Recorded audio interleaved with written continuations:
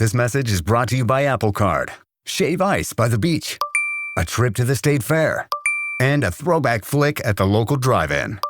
They're more than just items to check off the summer bucket list. They're also opportunities to earn 2% daily cash back when you use your Apple Card with Apple Pay. Apply for Apple Card now and use in minutes with Apple Pay. Subject to credit approval. Apple Card is issued by Goldman Sachs Bank USA, Salt Lake City branch. Terms and more at applecard.com. Propel Fitness Water. With Gatorade electrolytes, zero sugar, and vitamins, Propel hydrates better than water to help you get the most out of your workout and get back to your best self. What propels you? Propel with Gatorade electrolytes. The new LinkedIn Hiring Pro can't undo your last hire. The human postponer. They were the master of one phrase. I'll circle back on that. But 3 months later, you were the one doing all their work and wondering how big that circle is. But LinkedIn Hiring Pro can take the hiring load off your plate by automating the hiring busy work from the initial job post to scheduling interviews. Hire right the first time with LinkedIn Hiring Pro. Post a free job today at linkedin.com/quality. From the Fifth Quarter Studios in Madison, Wisconsin, you're listening to Coach Unplugged. And now, your host, Steve Collins. Hey everybody, welcome to Coach Unplugged. I'm so happy you decided to join us. Before we get started today, I'd like to give a big shout out to our sponsors. First of all, Dr. Dish, the number one shoe machine in the market. I've said this multiple times. We own 3 of them. I want a 4th and a 5th. My AAD's listening to me, but they're so great. They work so well. They're so easy to set up. I think my record is 37 seconds or 32 seconds to set it up. But mention Coach Unplugged, they'll give you $450 off. Mention Coach Collins, they'll take really good care of you. And also go over and check out teachhoops.com for coaches who want to get better. This is a one-stop shop for basketball coaches. It's everything you need from a nationally ranked. We won 3 state titles. I think we were just talking recently. We've won over 460 games in our program and lost 130 over the last 20 years. And I think we know the secret sauce to be successful, the roadmap, what it takes on and off the court. So go over and check it out and enjoy the podcast. Bye. So I've done that in the past. Like, this guy can't leave the paint, but this guy can pop and flare or pop and roll, whatever you want to do. So you give them some freedom of like, well, look what's happening. Are you going to come say, maybe get a ball, maybe get a handoff? So I think that's where you could give them a lot of freedom. Again, that's where the roles are going to come in, because John can pop and shoot threes, but Sam can't. You can't shoot outside 12 feet. Sorry, bud. Show me you can in an empty gym and I'll let you do it. And I'm going to have those candid discussions before this year. But the thing I do like about Read and React and the rule of 3 is the unpredictability of it from a scouting standpoint. Like you alluded to, it's hard.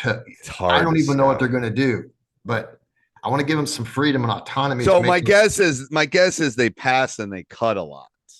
In the Read and React, we don't do any back screening. We don't look for back doors very often. What do they do? What do they do? They cut. They pass and cut. Yep. So don't let them do that. For the first 2 weeks, you don't even cut. They go behind the defender. Yep. Don't let them do that at all. Yeah. Because that's easy.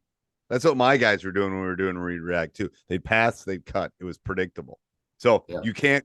So if you have, I don't know what your rules are in your state, but if you have open gyms, like I would try. You can do rule of 3 with 3 out, 2 in, right? You can. I mean, pass, screen away, and then. Yep. But then with the slip and the slip, and that's kind of a high-low. They kind of work like this. But what if it's a wing? The wing. So you pass from the top to the wing, right? Well, there's options. Then he can come up and set a screen. He can go short corner opposite. Again, I give the 3 guys one set of rules and the 2 guys another set of rules. Yeah, because they won't cross each other in terms of responsibilities. No. Like the guys who are 6'3" and above will never be on the wing. No, and the guys that are shorter will never be in the block in the lane. In the wing. Yeah. As long as you got enough depth, you can do that. Yeah. I mean, I like it. I like both of them. I like the Read and React and the Rule of 3. I mean, I think they're both good because they give them. But the problem is they tend to do one thing. I was in our gym today when they were playing. The kids were doing the same move poop. It was the same move. So as soon as they do that, I'm done. You can't do that anymore because they're going to do Right. that in a game anyway. So I got to teach a different skill. So we'll do like 3-on-3. You can only score off a back screen. We're just going to play 3-on-3. Have some fun. But you can only score on a back screen, or you can only score on a flare. That's it. That's the only way you can score. Can't shoot unless you do that. And because they're thinking. You don't want them to think. The good ones don't. Like the ones I've coached that are special. It's like they're not thinking that, oh crap, the kid turned his head, I need to flash to the hoop. They just do it because it's a reaction. So you got to drill to get the reaction. It's like 2 + 2 is 4. I don't think about that. I just do it. It's just right. I know it. It's the same thing. Yeah, it's the same thing with I'm going to pass, I'm going to cut. I'm not even cut the right way, but I'm going to pass, I'm going to cut. I'm going to pass, I'm going to cut. I'm going to pass. I mean, I swear to God, I spent like a year and a half. That's all I saw was passing cuts. It's like, great, we can do that. Right. Level 1. Yeah, level 1. First thing to do. Yeah, but don't let them do level 1. So when we do stuff in practice, no level 1. Can't do it. Because what I do like about the read and react is the Laker cut. I do like that. I do too. I like that give and go concept. 3 the dribble at, that is kind of a. I like what Rick says about kind of drafting behind too. The draft drive. The hard part with the draft is if he gets stopped, it's a hard pass back. It is really hard. We've worked on that pass because behind the driver is always open. It's always open. Look at NBA, look at college. Look, when a guy drives, if you fill in behind, it's always open. The problem is it's open because it's a hard pass to make. No one ever makes the pass back. And part of our turnovers comes from penetration into a crowded lane, which gives me pause because then they go into an area where there's 2 of our guys, 2 of their guys, there's 4 guys in the lane. Right. They get swallowed up like a water buffalo in a watering hole by a pride of lions. Do they think they're getting to the rim? Well, they think they're going to, but they don't. They don't. They end up getting stripped going in, or tied up. I know. That's got to be a rough first couple weeks of the season when you're showing film. It's like you can't do this, guys. Sorry, I'll show you 1,000 clips of you driving to the hoop and getting stopped. No. What's going to happen? You're going to turn over. You're going to charge. You're going to you're going to take a bad shot. Nothing good's going to happen. Sorry. Smoke cigarettes. The first day of practice with my incoming freshmen, I have my best defenders in the paint. I put up orange cones to give them just a little bit wider than the width of the lane. And I put 3 guys in the lane. Right. And I give a freshman a basketball. And I said, okay, go 1-on-3. Right. And if you can score, you're going to show me something. Yeah. And I don't tell them that the point is they can't do it. You can't do it. After they do it 2 or 3 times and get the crap beat out of them going in there, they said this is impossible. Well, and then you've had a young team recently too. And when you're young and not strong, you're going to like a senior boy and a freshman boy is like a man versus a boy. Yeah. It really is. It really is. My 6'8" kid is 6'8", 235, and as a freshman, he was 6'5" and maybe 200. Yeah. So they just changed. No, I would stick with it if you think the read and react and rule of 3 works. I understand it. So for me, I get it. So it's getting them to understand it, but I look at it all year long. Yeah. And you think about it all year long. Exactly. Yes. And I'm just trying to make myself better for the benefit of my kids because you can eliminate a lot. It doesn't sound like it's dribble drive. It doesn't sound like, there's it doesn't fit. I think you fit into the right thing with who you have. You could run a triangle-ish kind of offense if you wanted to, but you better have couple really light out shooters too if you're going to do that. I do have one. He's a legit 3-point shooter. Him and Jordan Bohannon went head to head on a 3-point shooting drill that we have. But you need more than one if you're going to run triangle. I know. I got one. Yeah, that's the problem. One sharp shooter. Yeah, and I don't think you want I don't think the structured continuity offenses work as well anymore because people have over scouted. Huddle's made it too easy. 20 years ago, they weren't staying up all night with me and doing 2 VHS tapes. Right. People weren't doing it. I was doing it because I wanted to win. So no, I think you stick with it. I think what I would do is start working on how you're going to break it down in practice. I think that's the kicker.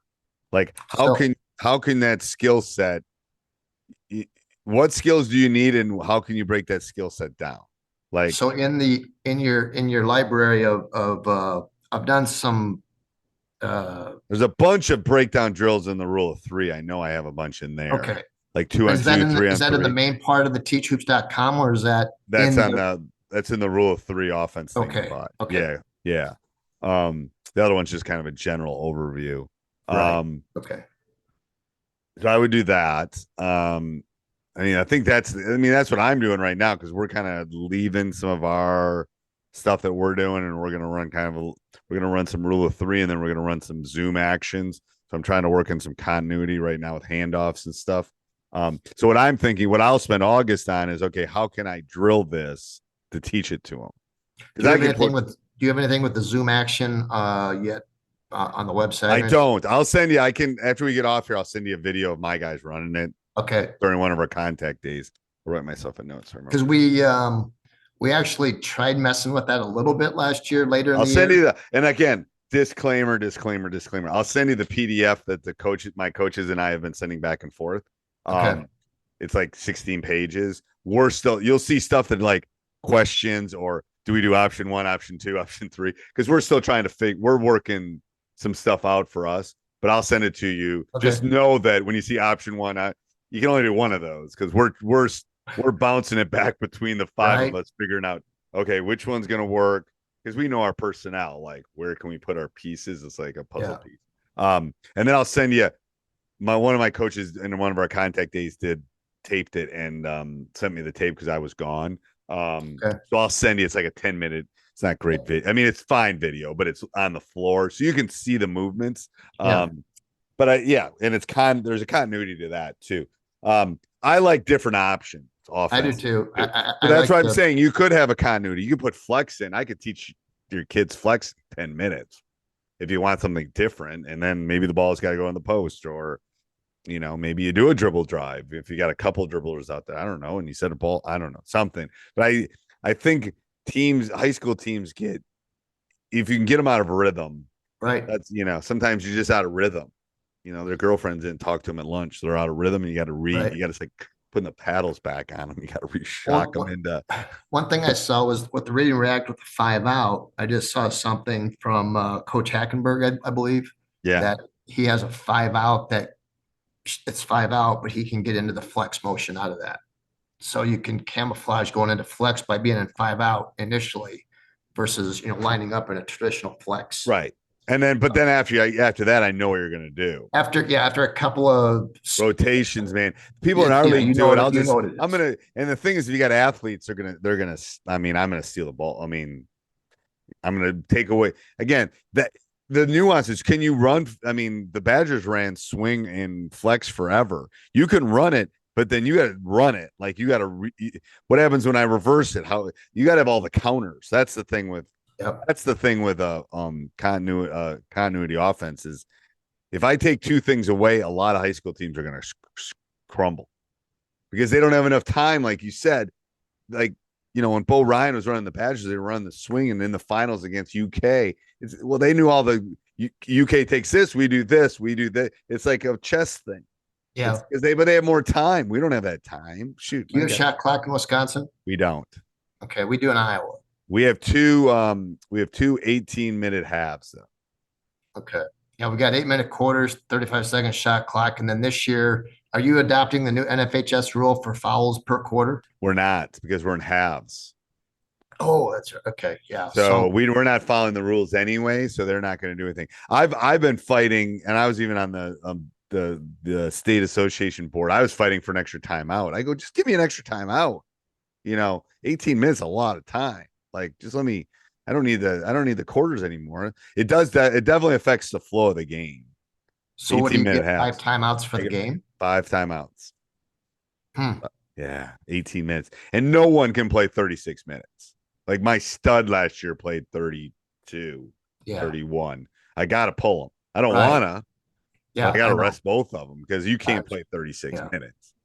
Yeah, ever. But I will send that to you. I will send as soon as we get off. I'll send that Zoom stuff. I'll probably send it as a link. That's fine. Do that. I'll look for it. Okay. Anything else? Not right now. All right. take this and Take kind of this and absorb play with it. And if you get some ideas, we can bounce some ideas off. Hey, what do you think of this? Because I'm working on that. That's what August is for me. I'm working on breakdown stuff too. So, one more quick question, I guess, for a set, because the kids asked me about this last year at our end of the year deal meeting. Since I have legitimate bigs this year, you think it would be a high low. You should definitely have a high low. high. What about running out of horns?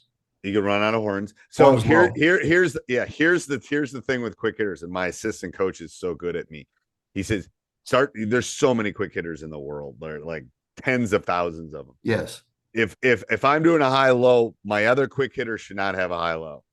Like I'm going to get good at this. Every quick hitter should give you something like a ball screen and a isolation 2-man game, or, a horn set, or a high low look. So if they overlap, then I'm not doing this new one. I'm only doing things that are going to give me different looks. You know what I'm saying? Because if do you stick with the same ones throughout the entire season? Or it's first half, second half, but I'll have two different types of high-low looks. I'll have two different types of ball screen looks, and I'll change. And literally, I'm only worried about a couple of coaches in my league that over scout. The rest of them don't. We can run the same thing. But I want to get really good at that high-low, so they get the read. It's similar to running the offense. I want them to get the reads, and what happens if they deny this, and what happens if that. But I'm not going to have two high-low quick hitters. I'm gonna have one, and if it's no good, I'll get rid of it and get another one. But I think the problem with coaches is they see a quick hitter and they put it in. They get a quick hitter and they put.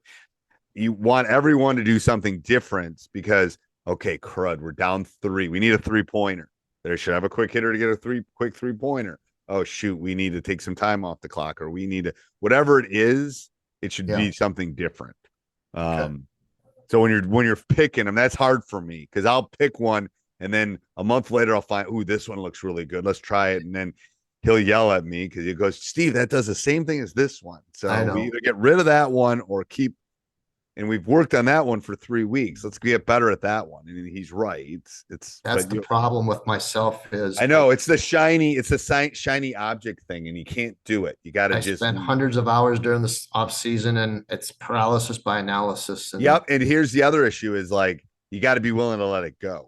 We didn't have during the post-COVID season, that 2021 season, we didn't have, and we spent an entire year getting ready for the following year. And 2 weeks into the season, we threw it all out because it wasn't working.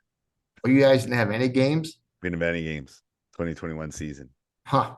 0. So so it's 2 years ago. Yeah, we didn't play. So think about us as coaches. We had a year of that, and we had all these grand plans, and it didn't work. This didn't work. Well, we can't. I threw them. I mean, stuff wasn't working the first half of our season this year, and we threw some stuff out, and we tweaked our offense. And if it's not working, you got to tweak it. People can't. We're not college coaches. We don't get to decide. I'm just going to go recruit.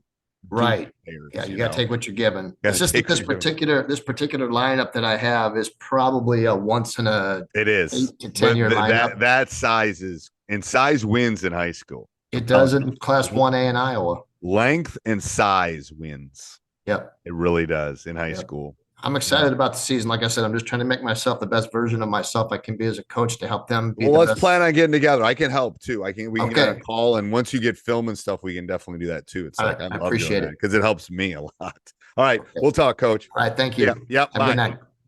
Hey, everybody. I hope you enjoyed the podcast. Make sure you subscribe, jump up and down. Like I say, tell your friends. That would be a good thing. Yeah. Share this on social media. And then also go over and check out teachhoops.com for coaches who want to get better. Have a great day. NFL football season is here, which means when you switch to Verizon, it feels like touchdown, because you get NFL Sunday Ticket from YouTube on us when you buy an eligible 5G phone on select unlimited plans, which means you can watch every out-of-market game every Sunday afternoon, and it's all on us. Now that's the Verizon way to kick off the NFL football season right. Switch and get NFL Sunday Ticket from YouTube on us, only with Verizon. Avatar: Fire and Ash is now streaming on Disney+. It's the film critics are calling the best Avatar yet. Go, go, go, go! A true epic and completely jaw-dropping. This is the only pure thing in this world. Return to Pandora on Disney+. It will be an adventure for the whole fam. And watch the Oscar-winning phenomenon at home. This is sick! Avatar: Fire and Ash, now streaming on Disney+. Rated PG-13.